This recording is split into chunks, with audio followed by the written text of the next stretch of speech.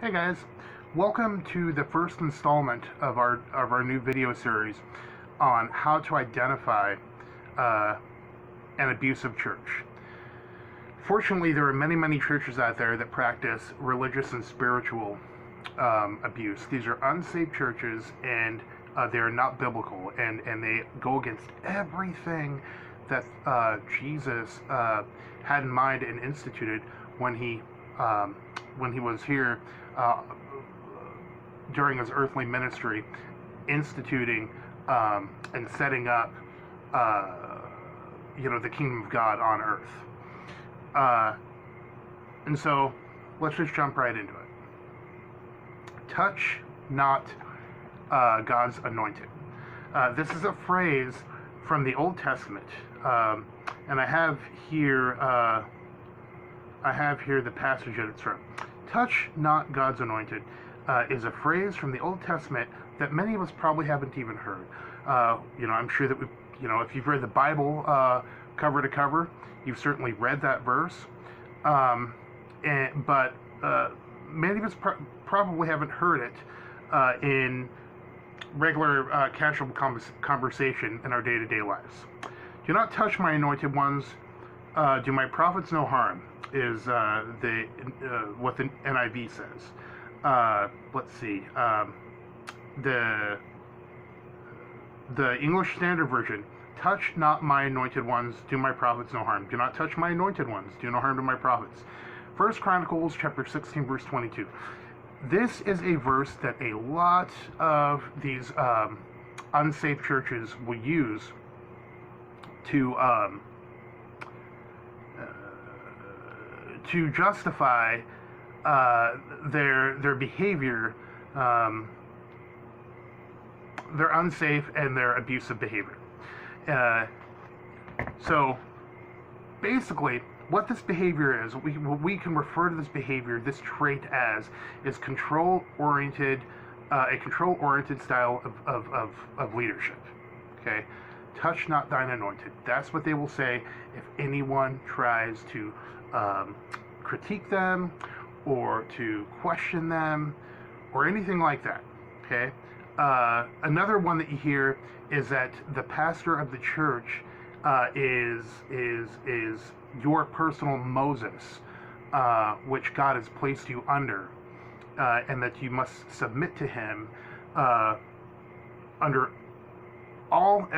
every circumstance that there is, or that just like the Israelites in the Old Testament, I believe in Numbers, you will be swallowed up by the earth.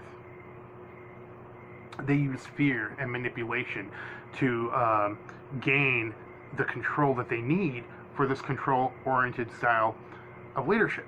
And so the leader in one of these churches is an abusive person. He is abusive. He is dogmatic. He uses self-confidence to an arrogant extent. And he is... or his goal is, or he has become, the spiritual focal point in the lives of his followers. See, the leader assumes that he is more spiritually in tune with God than anyone else. Whether he makes that assumption and creates that assumption in the mind of his congregants, whether he really believes that or not. And so to the members of this type of church or group, questioning this leader, like I said before, is the equivalent of questioning God, because according to them, what they try and make you believe is that that God speaks through them, that they have been placed over you, and they always use that term, over you, and that God speaks through them to you. And so what it does is creates this dependence upon them, that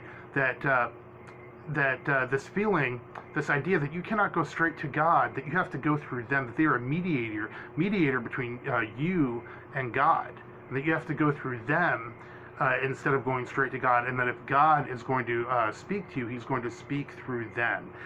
And it's this catch-22. It's this circular kind of logic that they try and make you believe, that they try and basically curse you with.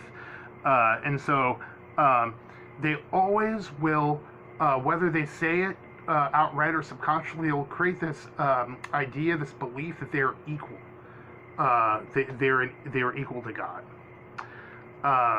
And anyone who dares to question or challenge or critique the leader or his doctrine or the way that he runs the church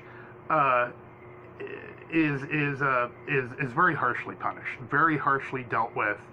And so, and then another thing is that in these churches, the leader tends to not be accountable to anybody. They will create the illusion that they have like a board, some kind of an official board of directors, or maybe like a council, but anybody that actually and there's always a separation between the regular congregants and this board or this leadership team. And anybody that gets close enough to this board or leadership team that hasn't been thoroughly brainwashed yet, it becomes very easy for them to see that all of these people that the pastor surrounds himself with are nothing but a bunch of yes men feeding into this ego and feeding in to this spiritual abuse. And so you know, it's all very controlled. They want to control every aspect of your life, spiritual, emotional, financial, even social, your social life. It is a very, very big red flag. You know, in the church that the organization I went to, they tried to control.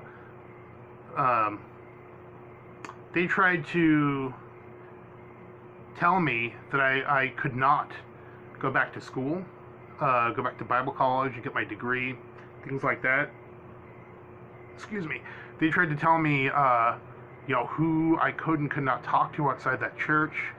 They tried to tell me, they tried to control every aspect of my life, what I could and couldn't wear, things I could and couldn't listen to, TV programs that I could watch and I couldn't watch.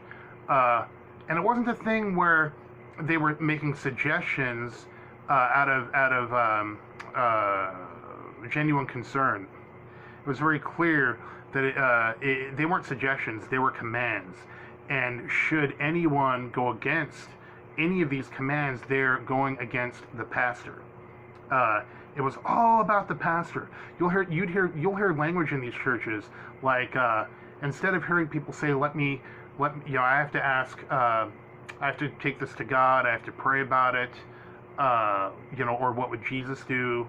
I kid you not, this is going to sound outrageous, but instead of hearing things like that, instead you'll hear things like, I have to ask pastor, let me see what pastor thinks, what would pastor do in this situation? Phrases like that. It's incredible, and it makes the environment ripe for horrible, horrendous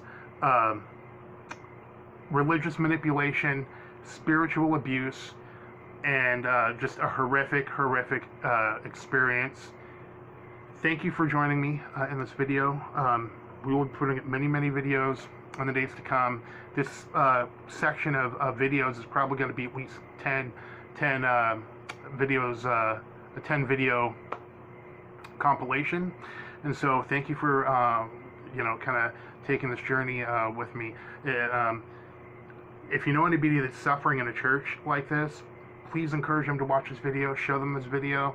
Try to spread this video around as much as you can in this series of videos so that we can help as many people not be brainwashed and manipulated and have their mind bent and twisted by these religious, these pharisaical zealots. So again, thanks. Have a great night, and we will see you again with the second installment of this video soon. Thanks. Bye.